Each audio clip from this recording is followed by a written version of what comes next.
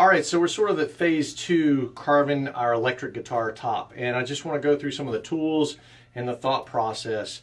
If you have any questions, you're welcome to comment on the post, and I'll try to get to them. But basically now at this point, it's starting, really things are starting to take shape on this maple top, and you'll notice maybe some shinier spots.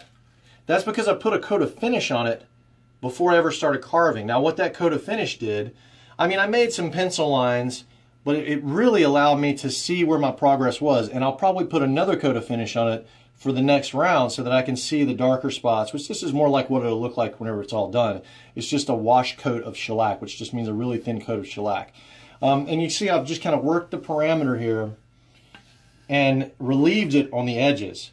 And I'll lay this down and put a straight edge on it so you can also sort of see that's how much it's happened. And you'll see it's different in some spots than the other. That's intentional. What I've done is I've worked around it with mostly this spoke shave and just kind of found some spots. And when I do that side, I'll try to do this side. Sometimes the grain's not identical. But mostly the spoke shave is what I've done. I'll do a little bit of block planing, and you can see the marks whenever I'm using a block plane. Because this surface is really flat, it will even out any humps. I've got my file here, but I really haven't used it that much. I'm kind of superstitious about that. I like using the cutting tools. It feels like I'm more connected to the material. Honestly, I feel like I can almost hear the guitar making shape on that, and that's like an old school method, but traditionally this is how it would have been done back in the day with these sorts of tools and a scraper, which by the way, the scraper looks like this. It's just a piece of steel. And I'll be doing quite a lot of that over the next few steps. I'll just basically pick an area and just really carve it with this really fine cabinet maker scraper.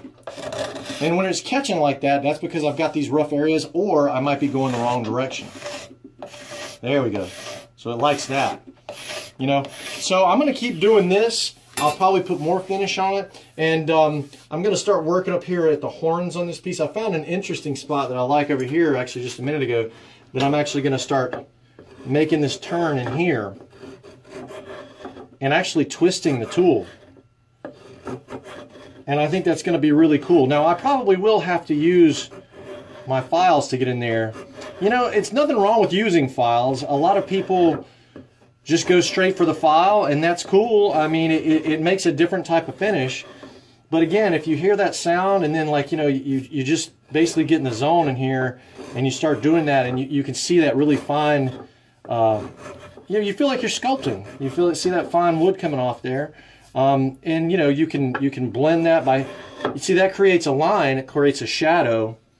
And then if I want to blend that in more, I'll take that line off. And there's almost like a guitar shape within the guitar that starts forming. And I think that's really cool.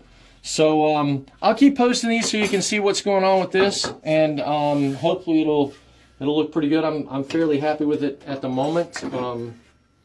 Yeah, it's a different sort of shape. Don't feel like I'm copying anything. Feel like I'm sculpting out on my own. And this is what we do here at Music 49. So stay touched for us.